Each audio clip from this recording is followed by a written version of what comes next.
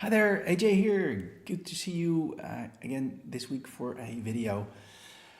This week about pairing. How do you manage your coaching relationship from the beginning till the absolute end and make that more organized and make that more qualitative? So that's for today. For those who don't know me, my name is Anne Johan Willemsen. I am a executive coach for more than 16 years now. I've written a book called From Poor Coach to Rich Coach about my own journey, how I struggled the first 7-8 years and then found a formula that really made my coaching business much more successful. And I believe and I see that so many coaches can benefit from that. So it's an easy way, an easy formula consisting of 7 variables, of which we will discuss each week one. And today we will discuss the variable called pairing.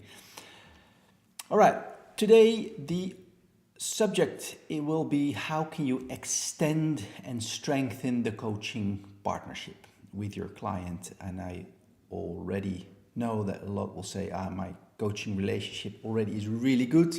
Yes, I know it's really good in a certain time frame.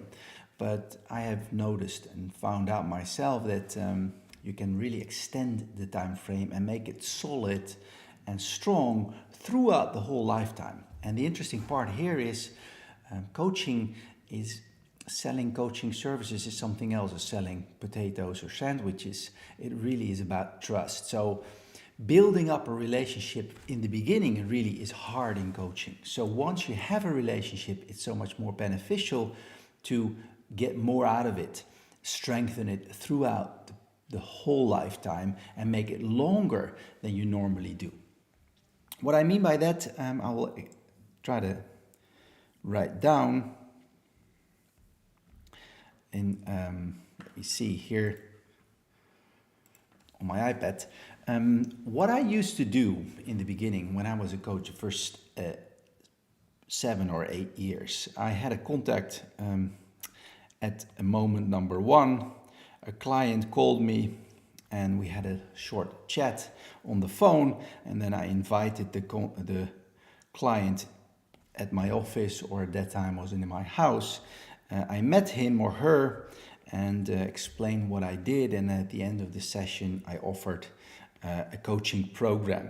And then in a lot of cases they didn't do it, but in some cases they did, and then I had about 5 to 10 sessions spread over, 3, 4, 6 months. Every 4 weeks I had a session for 5 times or 10 times, and then it was over and the relationship stopped, and we didn't have a lot of contact anymore. That was how I worked in the beginning, and I know that quite a few coaches work that way. So they meet a client, they do the offer, and then the client in some cases say, yes, I want to do that with you, 5 or 10 sessions. In between the sessions is 3 or 4 weeks.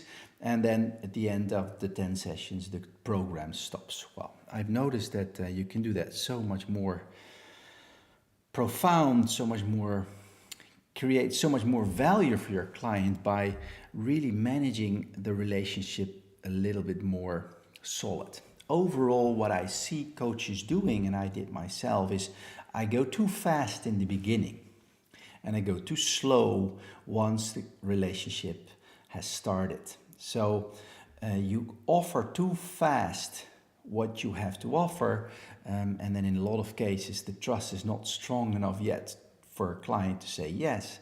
And then once they do sign the contract, you go too slow throughout the coaching relationship with just one-on-one sessions. So what I found is a framework that I call the journey, the coaching value journey. What this actually is about is that I have broke down the whole relationship into 9 different phases. In essence, what you do is you meet someone who doesn't know you yet, is what we call a lead or a prospect that you don't know yet, and that's where it all starts.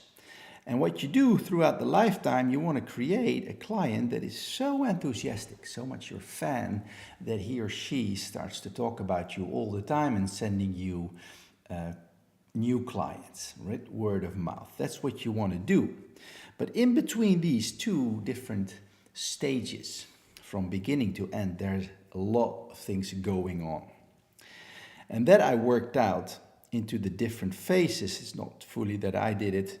I got it from someone called Digital Marketer, which is really a good marketing agency, and learned me how this works.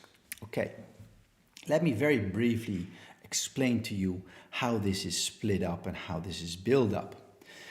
It all starts with what we call awareness. When somebody don't know you, he or she becomes aware of you and what you have to offer maybe. Yeah, you're a coach, your name is Anne Johan Willemsen or TopMind or whatever coach you are, and it starts with awareness. You can do that with all kind of ways. You can look into your own social circle, you can get clients from clients that have already been with you, so they send you new clients. That's a way, the word of mouth, which happens a lot in coaching.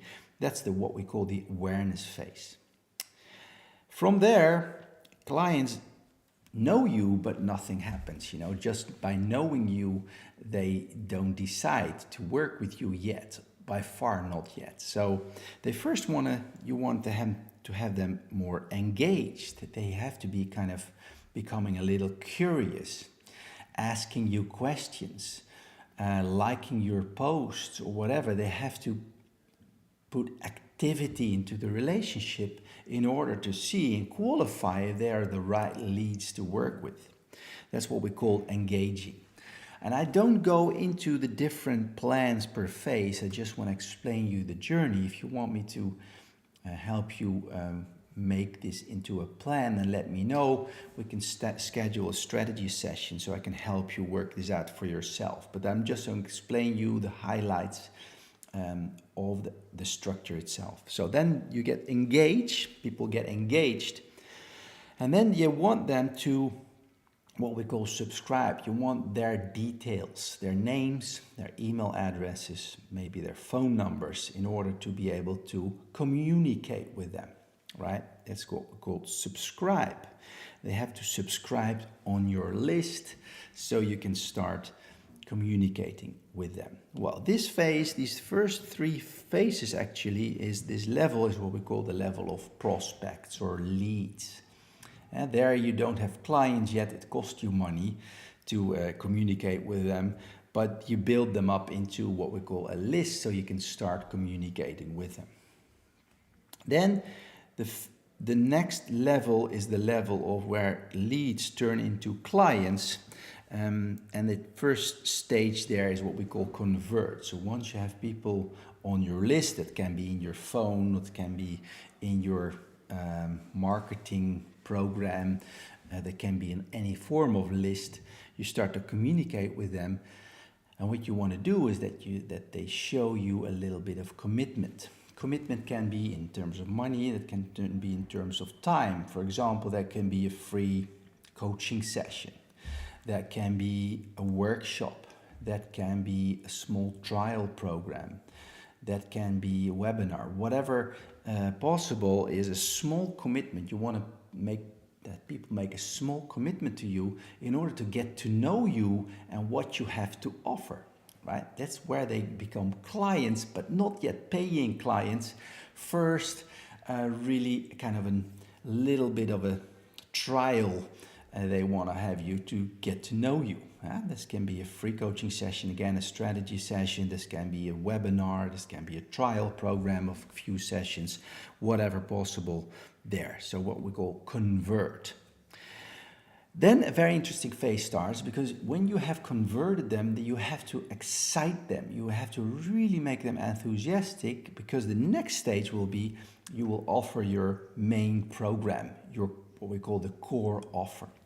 So there is the stage what we call excite. This excite phase can be that you really offer them value into your trial program, where they really see, okay, this is the guy or the girl that I want to work with.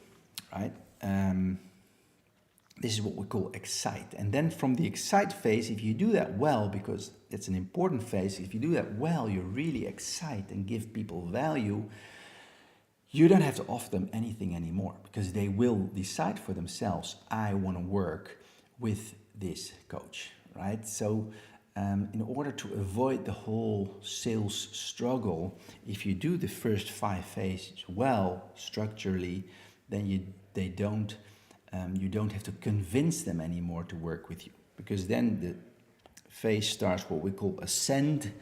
The ascend I will not explain too much in detail, but it means that you start with your core offer, and if you have more to offer, you can ascend that ladder. You can upsell, as they also call it, right? Well, after you have sold them different products from their core offer, from your core offer to maybe an upsell, then maybe a mastermind or whatever, you can upsell different products. They are so enthusiastic, they get into the phase what we call advocate. And if they're really enthusiastic, then we call in the phase promote, and they start to refer you actively towards in their own social circles. That's the whole structure of managing a coaching relationship from the beginning till the end. And the thing with coaches is, and what I did wrong in the beginning is I went too fast in the beginning, start to offer them after I've met them only once, and then I go too slow in the end, and then the whole, I would call maybe the energy in the relationship kind of fades away.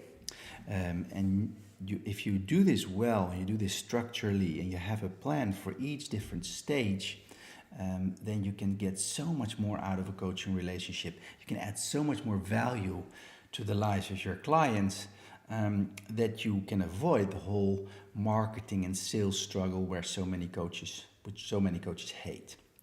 Anyway, that's for today. If you want to have the template of this value journey, let me know. We'll send it to you, and just say template. And if you want me to help you make your own 7-pre business plan, let me know as well. Then we will set up a short session together so you can make that. Thank you very much for watching today. Again, next week I will be there if you like. And for now, thank you very much. Bye-bye.